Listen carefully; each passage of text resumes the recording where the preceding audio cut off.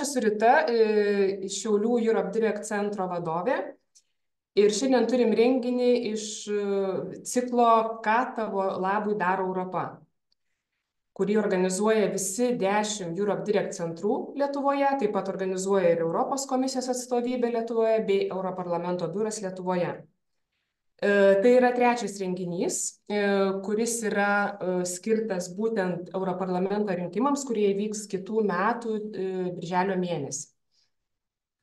Tai šiandien 45 minutės klausysim, diskutuosim patys apie rinkimus, apie jų reikšmę piliečiams, taip pat apie pačią demokratiją, jos postūmius. Ir tikimės visi, kad būtent šis susitikimas padės jau ir esamiems ir būsimiems rinkėjams susidaryti teisingą platesnį vaizdą apie rinkimus, suvokti apie jų svarbą ir panašiai. Tai tikrai kviečiu visus diskutuoti, klausti, naudotis progą ir šiandien mielai sutiko su mumis padiskutuoti Lietuvos nuolatinis atstovas Europos Sąjungoje, ambasadorius, pasidalinti savo mintimis, įžvalgomis gerbiamas Arnoldas Pranckevičius. Tai jam ir suteikiu žodį. Prašau, Arnoldai. Ačiū labai ir labas rytas visiems. Labai malonu jungtis nuotoliu su Šiaulių gimnazistais ir aišku ir kitais gimnazistais iš kitų Lietuvos miestų ir siūsti geriausius linkėjimus iš Briuselio, kur šiuo metu vyksta vystomojo bendradarbiavimo taryba ir kaip tik pabėgau nuo tos tarybos stalo, kad pabendrauti su jumis ir grįšiu atgal į kambarį, kur diskutuojame apie Ukrainos atstatymą, apie humanitarinę pagalbą Palestinai, taip pat ir dėl bendradarbiavimo su Afrika. Tai šiame pastate kiekvieną dieną vyksta labai daug susitikimų, labai daug aktualių klausimų ir Briuselio gyvenimas nestoja nei dieną. Ir dėl to labai smagu šiandien padiskutuoti su jumis plačiau ir šiek tiek galbūt pažvelgti iš distancijos ir į ten, kur mes esame šiuo metu su Lietuvos narys Europos Sąjungoje ir galbūt pakalbėti apie ateitį, ypatingai būtent apie kitąmet vyksiančius Europos parlamento rinkimus ir perspektyvą dėl Europos Sąjungos. Ir manau, po mano įžangos būtų smagu ar ne padiskutuoti ir gauti šiek tiek ir jūsų įžvalgų ir klausimų. Tas stengsiuosi save kiek įmanoma disciplinuoti. Na ir pradėsiu nuo to, kad iš tikrųjų jau kitąmet, ar ne, mes švęsime 20 metų narystės Europos Sąjungoje jubiliejų.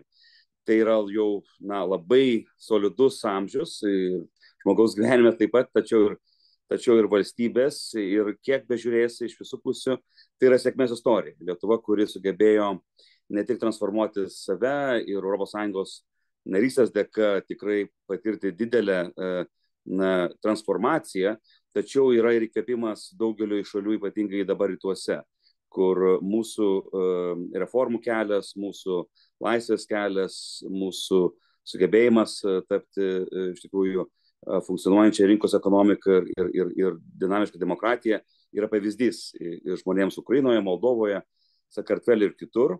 Na ir ekonomiškai, aišku, mes pakilome nuo 48% prieš plėtrą iki jau beveik 100% Europos Sąjungos vidurkio vos per 20 metų. Ir dažnai aš galvoju, kad labai tinka šūkis mums, kad mūsų laikas yra dabar. Nėra turbūt buvę Lietuvos istorijos laikotarpyje, tūkstantmetėje istorijoje, tokio laikotarpio, kuris būtų toks palankus ir pozityvus Lietuvai. Ir kur mes turėtume tiek daug draugų, tiek daug sąjungininkų ir kai mes turėtume savo laisvę, nepriklausomybę ir suverenitetą. Bet Lietuvos istorijoje labai dažnai mūsų likimas dėja priklausydavo ne tik tai nuo mūsų pastangų, nuo mūsų pačių kantrybės, įžvalgų, kūrybiškumo, bet labai dažnai nuo išorės veiksnių, ar ne, kurie dažnai mus apspręsdavo ir dėja labai neigiamai paveikdavo mūsų perspektyvas. Tai todėl ir šiandien, žiūrint į tą globalų paveikslą ir geopolitinį paveikslą, labai neramų globalų orą, vėlgi mūsų saugumas, mūsų išlikimas tiesiogiai susijęs su Europos Sąjungos išlikimu, tiesiogiai susijęs su NATO išlikimu ir, sakyčiau, tiesiogiai susijęs su tarptautinės sistemos išlikimu, tarptautinėmis taisyklėmis, žmogaus teisėmis, demokratija, teisės viršenybė grįsto pasaulio išlikimu. Ir dėl to, aišku, mums labai svarbu kalbėti, kas yra šiuo metu Europos Sąjungoje, kokia jos perspektyva, nes, kaip minėjau, tai priklauso ir nuo to priklauso ir mūsų pačių ateitis. Tai žiūrint Europos Sąjungą, žinoma, jinai yra labai be galo jaunas tarptautinis kūrinys. Tik 66 metai nuo Romos sutarties laikų, 66 metai yra daug žmogaus gyvenime, tačiau labai mažai istorijos kontekste. Bet per tą laikotarpį Europos Sąjunga sugebėjo padaryti be galo daug. Ne tik tai, ar ne, sukurti bendrą valiutą, bendrą judėjimą erdvę, Schengeną, bet iš esmės įgyvendinti ne tik ekonominę, bet ir politinę sąjungą. Ir čia aš dažnai prisimenu Žaną Monė, kuris buvo vienas iš, be jokios abejonės, Europos Sąjungos įkūrėjų, ir labai teisingai buvo pasakęs, kad Europos Sąjunga gimsta krizėse, kad kiekviena krizė padeda Europos Sąjungai sustiprėti ir įgauti naujas kompetencijas. Ir tą mes matėme prieš gerą dešimtmetį, kai vyko finansų krizė ir tuo metu sustiprėjusius instrumentus, tiek bankų sąjungos, tiek ir eurozonos valdymo instrumentus. Matėme labai stiprią migrantų krizę prieš 8 metus ir tuo metu, aišku, kurtas bendras politikas. Matėme COVID krizę, ar ne, ir pirmą kartą istorijoje Europos Sąjunga įgaunančią kompetencijas sveikatos srityje, kur niekada tos bendros kompetencijos nebuvo. Ir Europos Sąjunga bendrai kartu pirko vakcinas ir bandė užtikrinti Europos Sąjungos piliečių ne tik vakcinaciją, bet ir bendrai atsparumą pandemijai. Na ir galų gale karas ir Rusijos agresija prieš Ukrainą, kuri privertė Europos Sąjungą imtis tų žingsnių, kurių anksčiau ji irgi nebūtų buvusi net sugalvojusi. Tai yra bendri amunicijos pirkimai Ukrainai, tai yra karinė pagalba trečiai šaliai, labai svarbiai mūsų strateginiai partneriai per Europos taikos priemonę. Tai yra net 11 sankcijų paketų, šiuo metu daromės dėl 12. Tie dalykai, kurie iš tikrųjų pavertė Europos Sąjungą ne tik tai minkštąją gale, bet ir kietąją gale, kad jin gali iš tikrųjų, kai reikia, reaguoti stipriai ir bausti tas valstybės, kurios pažeidžia tarptautinę teisę. Ir tikrai ta transformacija Europos Sąjungos per beveik 70 metų rodo, kad priežastis, dėl kurios jin buvo sukurta, tai yra išlaikyti taiką šiame kontinente, kaip niekada yra aktuali.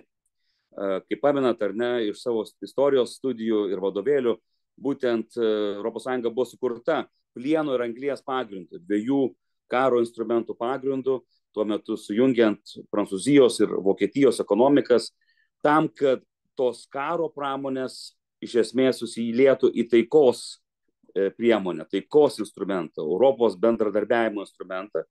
Ir tai yra turbūt vienas didžiausių stebuklų tarptautinėme pasaulyje, šiuolaikinio pasaulyje.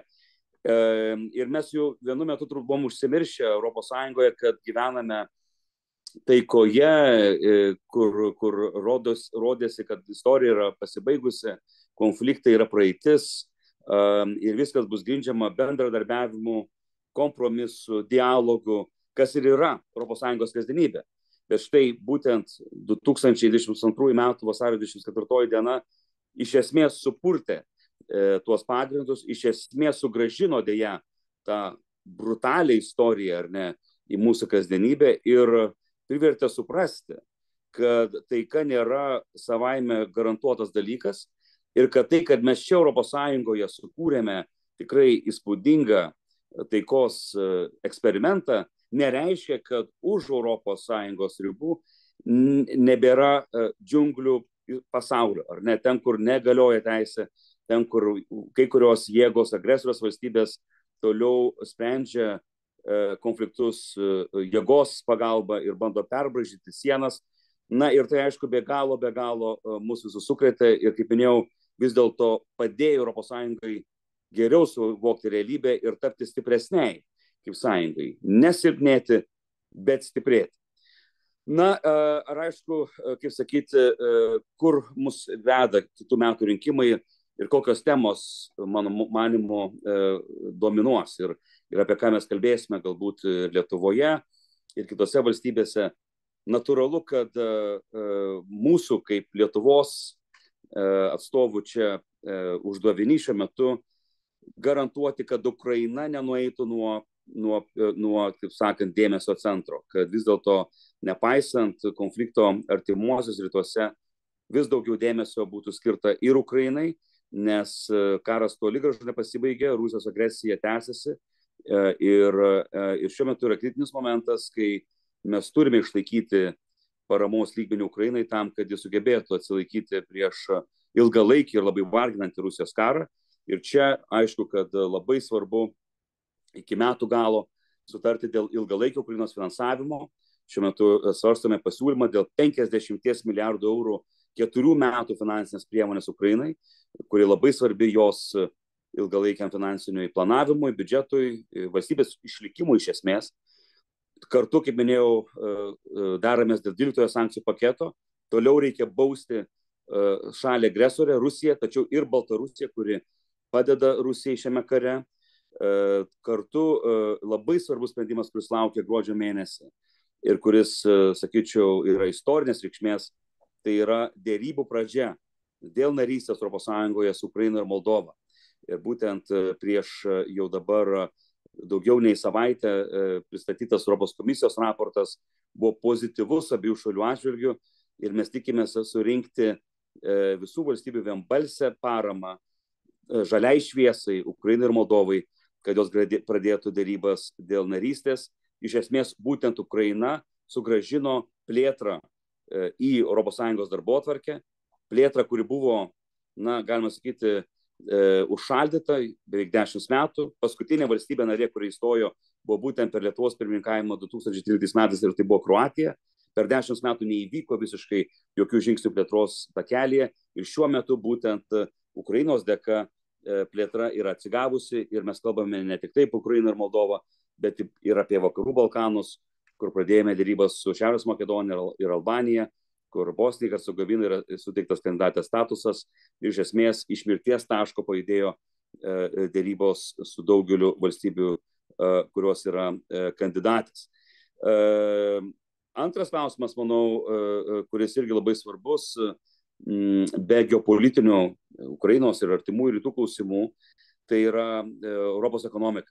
Ir čia, matant ypatingai Kinijos augimą ir ES labai pavojinga priklausomybė, ypatingai nuo kritinių žaliavų, nuo įvairių svarbiausių išteklių, vis daugiau ES yra diskusijos apie mūsų atsparumą, mūsų strateginę diversifikaciją ir ypatingai kritinių žaliavų kontekste, kaip tik šiuo metu eina kritinių žaliavų aktas per Europos parlamentą, tarybą ir yra diskutuojama dėl šių įstatymo pasiūlymų. ES tampa ne tik tai, kaip sakyti, laisva prekybos žaidėja, bet ir nenaiva žaidėja, bandančia apsaugoti savo interesus. Štai irgi Lietuvos iniciatyva didžiai dalimi buvo priimtas ir kovos su ekonominė prievarta instrumentas, kuris netrukus įsigalios. Ir čia, aišku, yra ypatingai pamokos iš Kinijos spaudimo Lietuvai ir kad ateityje ES valstybės narės turėtų instrumentų, kaip apsiginti nuo neteisingo spaudimo ir bandymo paveikti mūsų vidaus rinką ir ją suskaldyti. Čia taip pat labai svarbu ir dabar prasidėjusi Europos komisijos iniciatyva vertinti rizikas dėl technologijų nutekėjimo į trečiąsias valstybės, kurios gali tas technologijas panaudoti prieš mus pačius ateityje. Ir šiuo metu vyksta tyrimai dėl 4 labai svarbių technologijų, tai yra puslaidininkiai, tai yra kvantinės technologijos, tai yra biotech ir tai yra ketvirtas barstytis iškrito iš mano galvos, tačiau iš tikrųjų visos tos sritis, kurios apibūdina iš esmės ateities ekonomiką, ir kur mes nenorime, dirbtinis intelektas, ketvirtoji sritis dirbtinis intelektas, nenorime, kad būtent tos technologijos atsidurtų autoritarinių režimų rankose ir kad mes padėtume jiems sustiprėti mūsų atžvilgiu. Trečias klausimas, šalia geopolitikos ir ekonomikos, be jokios abejonės yra migracija.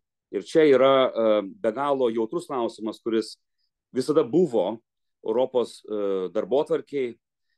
Europa yra migracijos kontinentas. Prisiminkime ir netgi pačią pirmąją, kaip sakyti, istoriją apie Europos vardo kilmę, ar ne?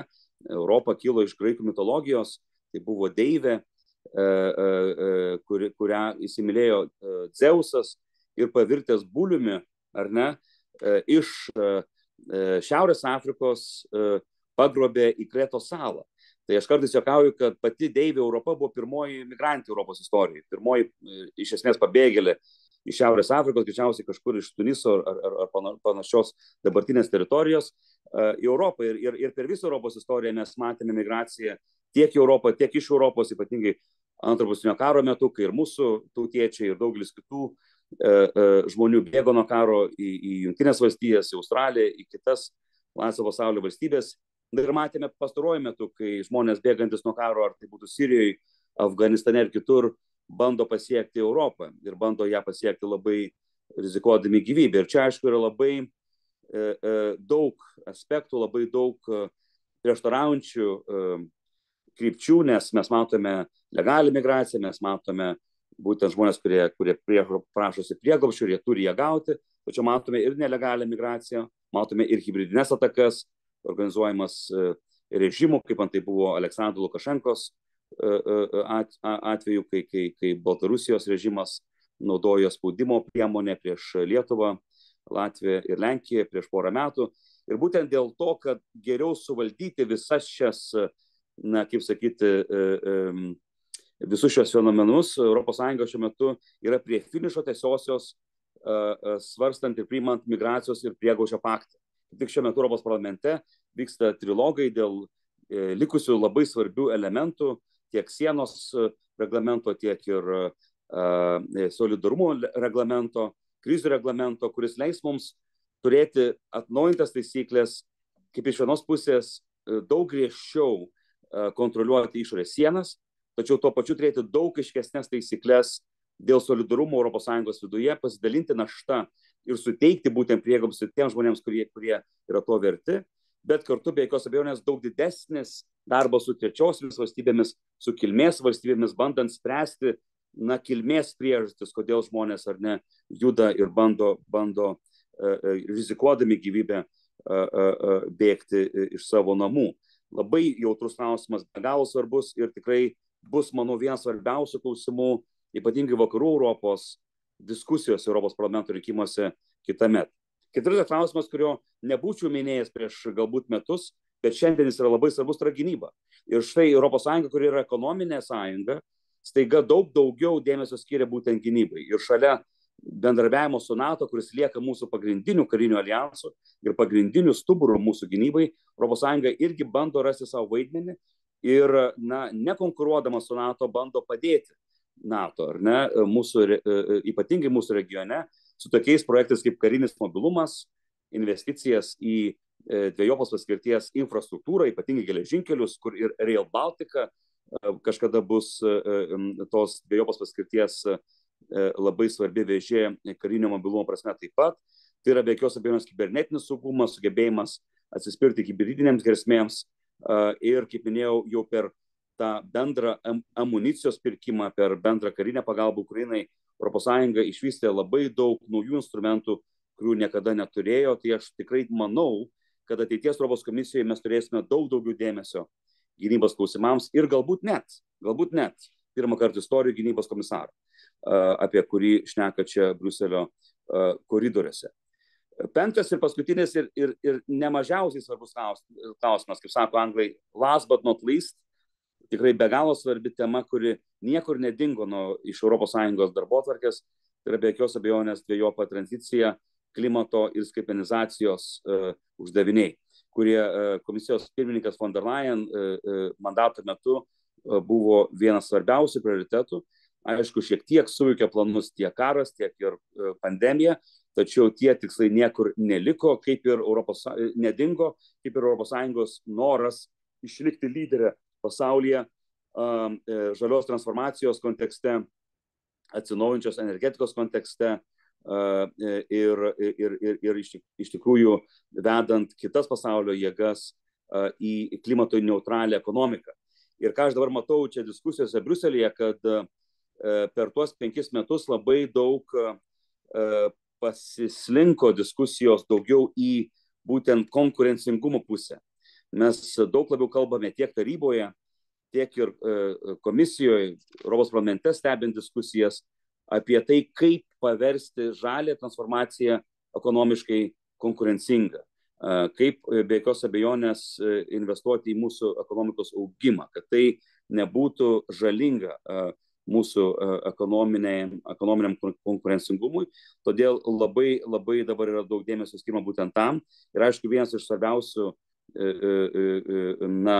įrankių būtent ir yra atsinaujinti energetika, tai yra ir ypatingai vėjo ir saulės energetika, bet ypatingai vėjo ir jūros vėjo, kuris, tarkim, Baltijos šalių regionui, Lietuvai, Baltijos šalims ar šiaurės šalims yra vienas iš svarbiausių turbūt ateities būdų, kaip sumažinti mūsų priklausomybę nuo iškastinio kuro ir galiausiai atsisakyti ateityje ir dujų, ir naftos. Todėl labai daug įdomių dalykų vyksta šiame pasaulyje, labai daug įdomių dalykų vyksta su vandenilio strategija ir vandenilio potencialu ateityje. Todėl visi, kurie jūs irgi galbūt domitės tą sritimi, manau, kad tai bus viena iš svarbiausių sričių per ateinančius metus ir dešimtmečius.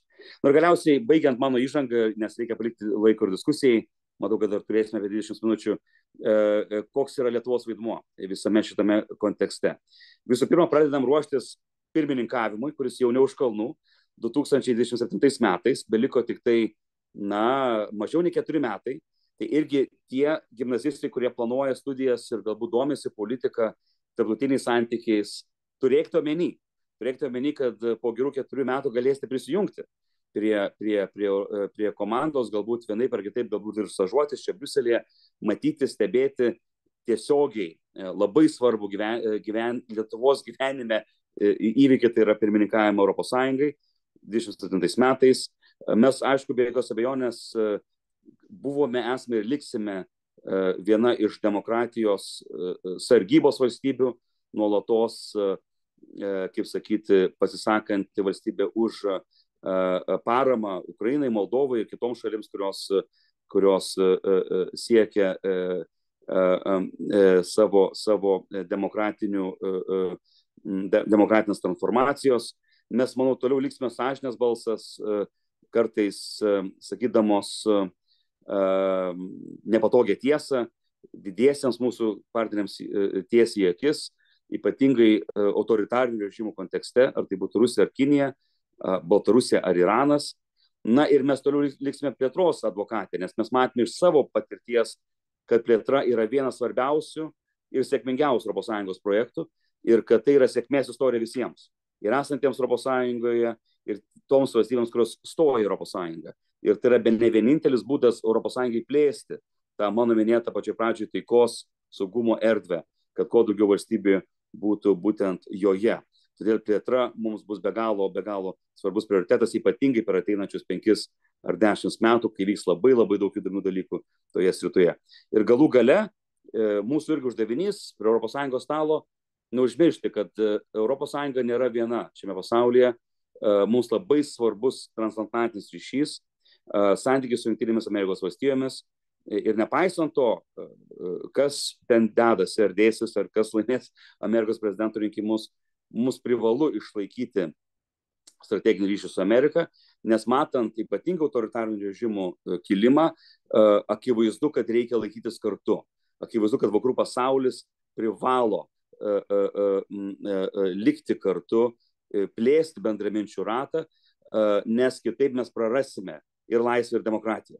Ir čia man dažnai įkvėpimą kelia būtent viena frazė Benjamino Franklino, su kuria aš ir pabaigsiu savo įžangą. Tai yra Amerikos, ar ne, vienas iš pagrindinių irgi fundatorių, kaip minėjau, Žaną Monė ES kontekste, tai Franklinas buvo vienas iš svarbiausių mąstytojų, diplomatų, politikų Amerikos istorijoje. Ir buvo, tarp kitko, pirmas Amerikos diplomatas Europoje, Amerikos ambasadorius Prancūzijoje, kuris pasirašė pirmą istorijoje Amerikos sutartį, tarptautinę sutartį, tai buvo bendradarbiavimo sutartis tarp Amerikos ir Prancūzijos. Ir jisai pasakė, kad jeigu mes, norime šiame pasaulyje, mes turime likti kartu. Arba mes liksime kartu, jis minėjo, arba mes būsime pakarti atskirai. Either we stay together or we are hanged separately. Ir manau, kad šis Benjamino Franklino priesakas šiandien kaip niekad yra aktualus, ypatingai vakarų pasauliui, demokratinėms valstybėms ir Lietuvai kaip šaliai, kuri žino, kas yra laisvė ir demokratija, turbūt labiau negu bet kas kitas. Tai esu pasiruošęs atsakyti klausimus, galbūt padiskutuoti, jeigu yra noro. Dar turime šiek tiek laiko. Tai ačiū labai Arnoldai už išsamų pranešimą ir kviečiu visus diskusijai.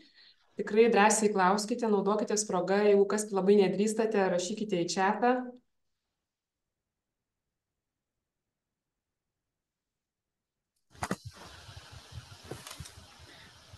Pradeda Panevėžys. Klausimas būtų toks, ar būtų galima palyginti Belgiją ir Lietuvą? Kaip žinia, Belgijoje yra balsavimas privalomas ir gali balsuoti jaunesniai nei 18-mečiai. Tai ką laimė Belgija, ką praranda Lietuva, ar galbūt kokie kitokie pamąstymai? Labai geras klausimas. Iš tikrųjų, Belgija yra viena iš, man rodos, gal 5 ar panašiai valstybių narių, kuri turi privalomą balsavimą. Ir čia jis puikiai veikia ir labai daug žmonių ateina balsuoti, bet tai yra labai ilgalaikė tradicija. Tai jeigu Lietuvoje įvedus tą privalomą balsavimą, manau, kad šiek tiek nepavyktų turbūt, arba jis iššauktų labai nemažą opoziciją iš visuomenės tarpo. Tai nežinau, ar tai pavyktų. Bet Belgijoje dažniausiai motivacija yra ne tik tai per pozityvą, bet ir per negatyvą, ta vadinamoji negatyvioji motivacija. Ir tai yra ne tik tai, tarkim, balsuojant, bet pavyzdžiui, net ir rūšiuojant šiukšles. Jeigu tu naudoji ne tos spalvos maišus, ne tą dieną išneši, tarkime, ar maisto atliekas, ar stiklą, ar plastiką, ar popierių, tu gauni baudas. Ir tos baudos tave labai sudisciplinuoja, nes jos auga. Jeigu vieną kartą padarai, yra 100 eurų, jeigu antrą kartą bus jau 200, žiūrėk, kitą kartą ir 500 eurų gausi baudos. Tas pats yra ir su balsavimu. Jeigu neteini balsuoti, tu gauni baudą. Ir jeigu esi sisteminis nebalsuotojas, tau ta bauda kasmet auga vis daugiau. Šiaip tai įdomu, man visai įdomi sistema ir dėl to, pavyzdžiui, aš matau, kad čia visi, ypatingai, pavyzdžiui, dėl rūšiavimo rūšiuoja. Ir tas balsavimas yra labai aukštas. Na, Lietuvoje turbūt vis dėlto ta pozityvioji motivacija veikia labiau ir matėme tą ypatingai, tarkime, rūšiavimo kontekste per taromato sistemą. Balsavimo kontekste dažnai turbūt sumotyvuoja žmonės krizės ir matėm ypatingai Lenkijoje, ką tik įvykę rinkimai, kur be galo aukštas balsuotojų buvo, kaip sakyti, rezultatas 73%. Bet kodėl tai vyko? Dėl to, kad, aišku, Lenkija pakliuvusi buvo į gana didelį konfliktą tiek viduje susipriešimą, tiek ir, aišku, su ES institucijomis dėl teisės viršenybės. Ir tai buvo mobilizuojantis faktorius tiek ir opozicijai, žmonėms, kurie norėjo pakeisti vyriausybę, tiek ir pačiai vyriausybei, kuri bandė mobilizuoti savo rinkėjus. Tai, kad pas mus ateina balsuoti apie pusę žmonių, yra liūdna, bet kartu rodo galbūt, kad nėra, kaip sakyti, egzistencinės grėsmės Lietuvai. Bet norėtųsi, aišku, matyti daug daugiau pilietiškumo. Ir aš asmeniškai dėl balso amžiaus irgi esu visiškai už 16 metų balsavimą, tai yra visiškai mano asmeninė nuomonė. Aš manau, kad jauni žmonės bręsta daug anksčiau šiais laikais, negu tai būdavo praeityje, ir be to turi labai daug informacijos ir kartu galėtų tikrai pagyvinti ir padidinti tą aktyvumą per rinkimus ir kartu galbūt priversti politinės jėgas, partijas labiau atkreipti dėmesį į jaunimui svarbias problemas. Aš dar įgarsinsiu klausimą iš šiauliečių, matau, yra čiate, tai Šiaulių Janonio gimnazijos klausimas būtų, kokie realūs žingsniai bus priimti ES imigracijos klausimų. Taip, tai iš tikrųjų čia labai aktualus klausimas, nes kaip minėjau, šiuo metu kaip tik yra dėrybos dėl to mano minėto migracijos ir prieglobsčio pakto. Paktas yra milžiniškas, jame yra labai daug reglamentų, yra labai daug teisės aktų, bet jų esmė, kaip minėjau, yra keli aspektai. Tai pirmas yra sienos apsaugos reglamentas, kuris padeda valstybėms narėms geriau saugoti sienas, joms suteikia instrumentus tą daryti. Antra, tai yra solidarumo mechanizmas, kuris įves formulę, pagal kurią valstybės narės galės pasidalinti tolygiai naštą dėl pabėgėlių. Ir čia, pavyzdžiui, pagal tą formulę Lietuva per metus priimtų apie 160 kažkur tai žmonių, arba jeigu atsisakytų tą daryti, turėtų mokėti 3 milijonus eurų, tai žodžiu, tai yra arba fiziškai priimami žmonės, arba finansinis indėlis, kad visi prisideda bendrai. Kartu yra labai svarbus screening directive. Ta screening directive tai yra naujos taisyklės, kaip būtent daug greičiau įgyvendinti procedūras prie sienos ir išsiaiškinti, ar žmonės gali prašyti prieglobsčio ar ne, kokiai kategorijai jie priklauso ar ne. Ir jau tada pagal tai spręsti, ar žmogus lieka Europos Sąjungoje, ar jis turi būti grąžintas į savo kilmės šalį. Na ir yra daug kitų ten detalių, bet iš tikrųjų šiaip jau labai svarbu tą teisyną priimti, nes šiuo metu taisyklės realiai neveikia. Dublino sistema yra žlugusi, matėme, koks chaosas vyko 15 metais, matome dabar kiekvieną kartą, kai ar tai įvyksta krizė Lampedūzoje, prie Italijos krantų, ar tarkim vienas ar kitas laivas NVO priartėja prie pietų Europos krantų, kyla didžiulės įtampos, pykčiai, nesutarimai. To reikia išvengti, reikia tam labai aiškių taisyklių ir, kaip minėjau, labai svarbu bendrauti su trečiosiomis valstybėmis. Ir čia irgi yra pakto dalis, tos efektyvios partnerystės su trečiosiomis valstybėmis, kilmės valstybėmis, kur Europos komisija paruoštų paketus pagalbos, bendarbiavimo ir įeitų į dialogą su tomis valstybėmis, kaip spręsti problemas ant žemės.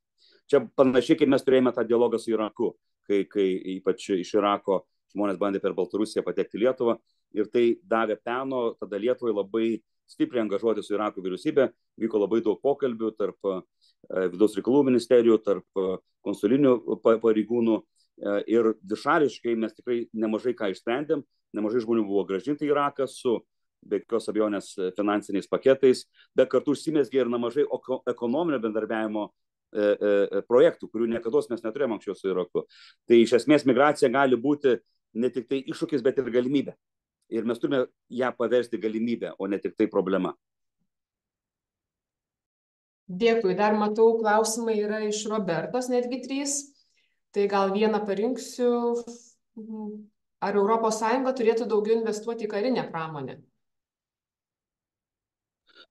Mano atsakymas taip. Ir čia tikrai yra diskusija dabar labai aktyvi dėl to. Aišku, ypatingai Prancūzija labai tuo yra suinteresuota. Natūraliai Prancūzija jau Jungtinei karalystei išėjus iš ES yra pagrindinė didžiausia karinė jėga.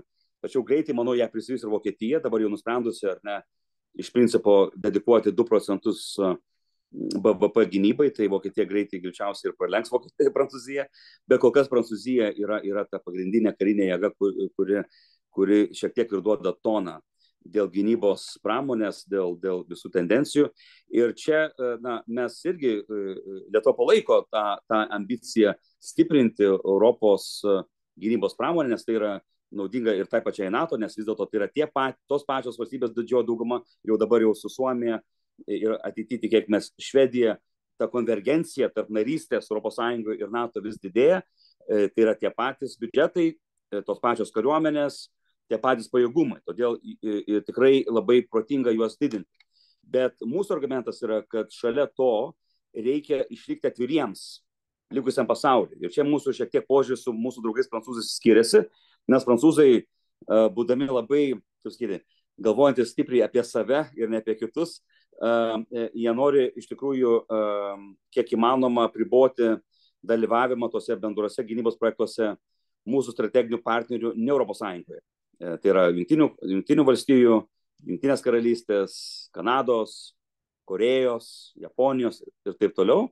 Mūsų manimų būtina būti kuo įmanoma atviresniems, plėsti tas partnerystės, net ir, tarkime, amunicijos pirkimo kontekste girdėt labai daug apie tai, turbūt viešoji spaudoj, kad ES iškėlė tikslą pateikti Ukrainai 1 milijoną amunicijos sviedinių per 12 mėnesių. Šiuo metu turime 300 tūkstančių ir greičiausiai iki kovo mėnesio būsime pateikę tik tai 600 tūkstančių, tai 2/3, o ne visą milijoną. Kodėl?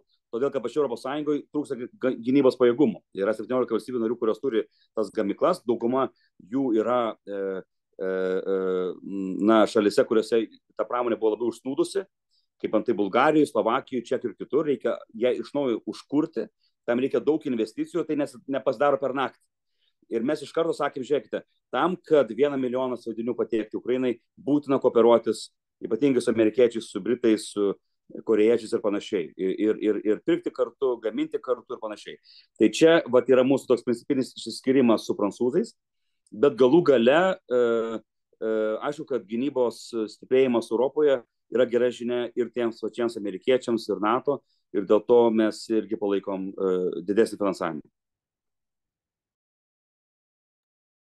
Aš dar norėčiau užduoti klausimą iš jaunimo Europos komandos narių Šiaulių regiono, kadangi daug yra jaunimo susirinkę, apie Europos įgūdžių metus, kadangi buvo Europos įgūdžių metai šie metai. Tai kaip jums atrodo, kokie įgūdžiai svarbiausi ir kokius įgūdžius jūsų akimis turėtų ugdyti kiekvienas jaunuolis? Man atrodo, kad jaunuoliai geriau pasakytų negu aš, nes jie daug geriau žino, kokių įgūdžių jiems jau dabar reikia, ne tik tai mokyklos suole, bet ir, tarkime, neformaliam ugdyme ar nežinau, kuriant startupą su draugais, programuojant ar panašiai. Tai žinoma, kad įgūdžiai labai keičiasi ir evoliucionuoja, tačiau turbūt šalia tų tikrai tokių konkrečių technologinių įgūdžių labai svarbus tie minkštieji įgūdžiai, kurie nesikeičia, kas bebūtų su technologijomis, kurie buvo aktualūs ir prieš 50 metų, ir prieš 100, ir bus aktualūs ir po 150. Tai yra ne tik tai kritinis mąstymas, gebėjimas mąstyti, analizuoti, bet ir gebėjimas komunikuoti su kitais. Mes esame socialinės būtybės, vienas žmogus pats savo labai mažai ką pasiekė be komandos. Ir dėl to manau, kad visose profesijose, nesvarbu kokia profesija bebūtų, labai svarbus būtent komandinio darbo įgūdžiai, kalbėjimo įgūdžiai, komunikacijos įgūdžiai, gebėjimas išreikšti savo mintį, apginti ją, telkti kaip sakyti, bendraminčius, klausytis, išklausyti kitus ir gerbti kito nuomonę. Yra labai svarbus, labai sunkus įgūdžiai.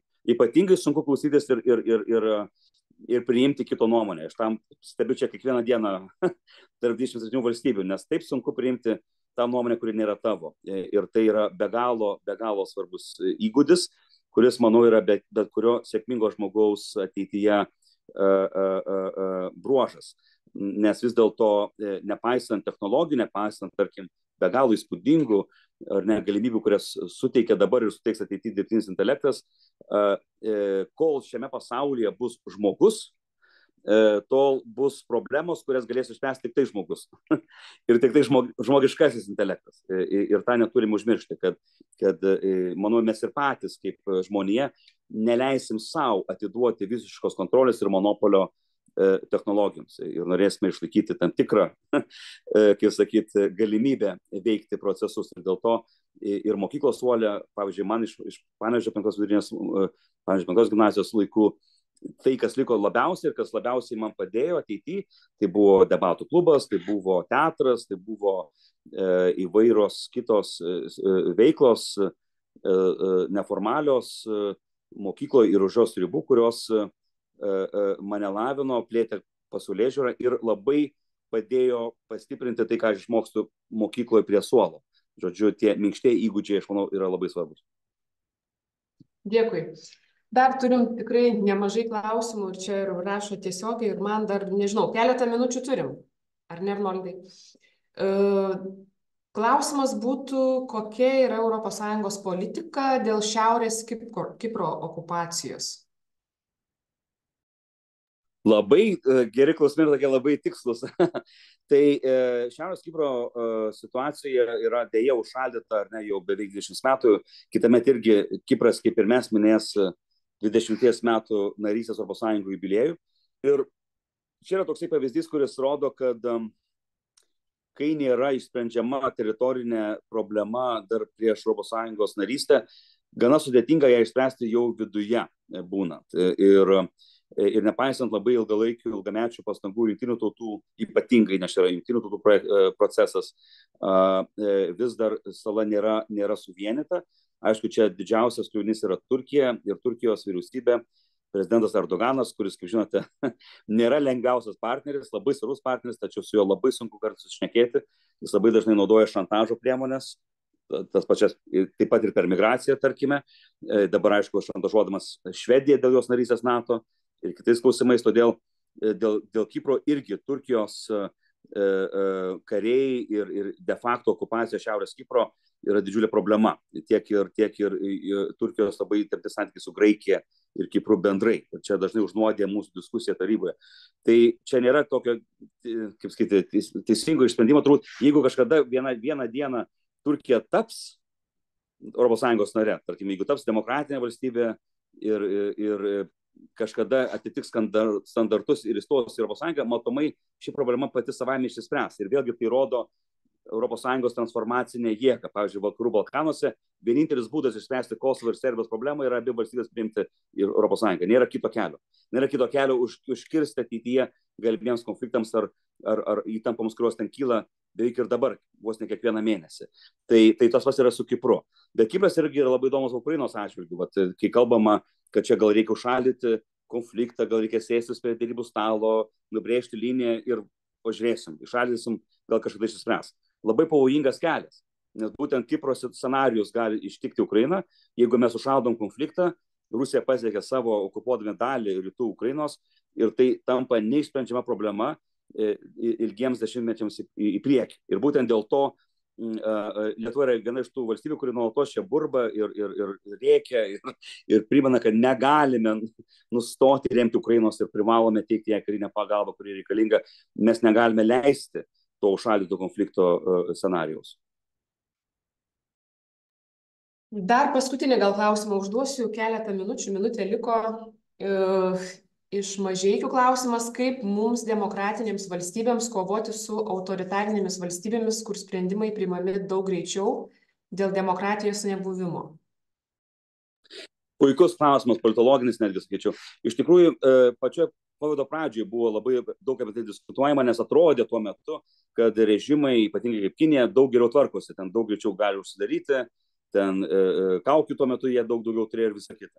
Bet mes matėme, kad ilgalaikė prasme būtent demokratijos turi tą ilgalaikį atsakymą, turi sistemas, kurios veikia daug tvariau.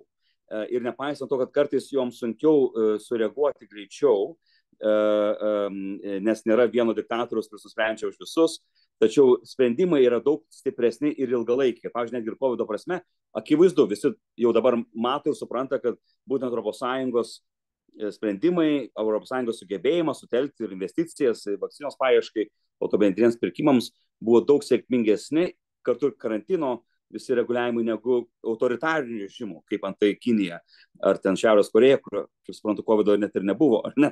Tai iš esmės, juokauju, žinoma, tai iš esmės yra daug tų pavyzdžių, kur mes galbūt krizės akivaizdoje atrodom šiek tiek lėti ir pasimetę, bet ilgalaikė prasme turime struktūras, pasitikėjimą visuomenės ir stiprybę, kuri yra daug stipresnė negu autoritarinių režimų.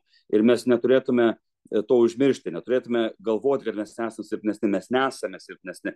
Mūsų bijo autoritariniai režimai. Kodėl Rusija tiek daug įdeda pastangų sustabdyti Ukrainos artėjimą prie ES, Ukrainos artėjimą prie vakarų, nes žino, kad tai yra didžiulė jėga. Jie mato, kokia jėga ta transformacija buvo Baltijos šalyse.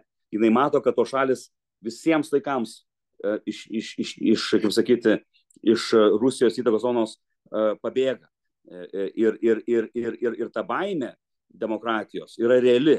Todėl mes neturėtume manyti, kad esame silpni. Mes iš tikrųjų esame labai stiprus, bet kartais per daug savimi nepasitikim, per daug esame save varžantis ir, kaip sakyti, stokojame drąsos. Aš sakyčiau, kad vakarų pasaulis tikrai turi daug daugiau potencijos, negu mes galvojame, ir va būtent tie paskutiniai keli epizodai būtent tą ir rodo. Tai dėkui visiems dalyvavusiems, dėkui už tikrai išsamų įdomų pranešimą gerbiamam Arnoldui.